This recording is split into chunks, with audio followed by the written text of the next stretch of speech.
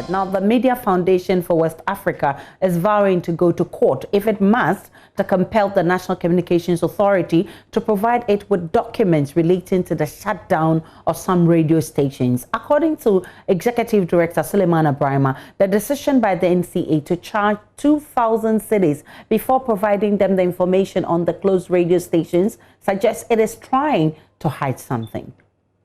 Refusal by the NCA to, present the information to us and the demand for as much as 2,000.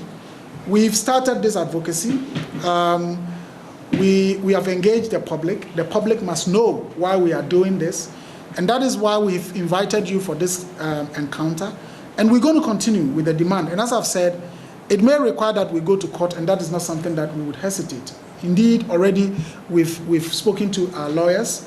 And I believe that if the situation remains as it is, perhaps we will go to the law courts for the courts to determine whether the information we requested for, and based on what is available at the NCA should charge us to pay 2,000 before they present the information to us, and whether or not that will not be an affront to the RTI law.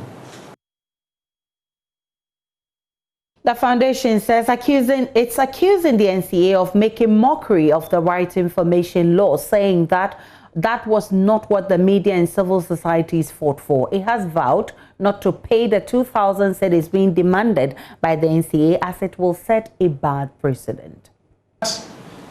What our aspirations were, the hopes that we had, that the obstacles that we are always confronted with in terms of access to information will be resolved by the right to information legislation. Perhaps institutions are even going to make it more difficult using that same law. How many journalists can afford to pay 2,000 Ghana cedis before accessing such a fundamental piece of information? And our point is that, yes, it may be legitimate to pay a certain amount, but not for basically generating information that is sitting on your database, sending that information via email to a requester. If we were to do that, it will set such a bad precedent. And as an organization that is advocating for media freedom, supporting journalistic work and all of that, if we were to go ahead and do that, the next time it will be you as a journalist who will be requesting for information from the Ministry of Education, from the Ghana Health Service, from the Public Procurement Authority, and you would be told to pay 5,000 or 2,000, because, as he says, a precedent had been set in the Bars branding saga and in the recent case of the Electoral Commission. And that is something that we don't want to do, but at the same time, we insist that public information belongs to the public. It is therefore untenable for a public institution to decide that the way to go about its work is to hide vital information from the public in order to perhaps cover up exercise that they had undertaken, in which they, went about it with a lot of discrimination.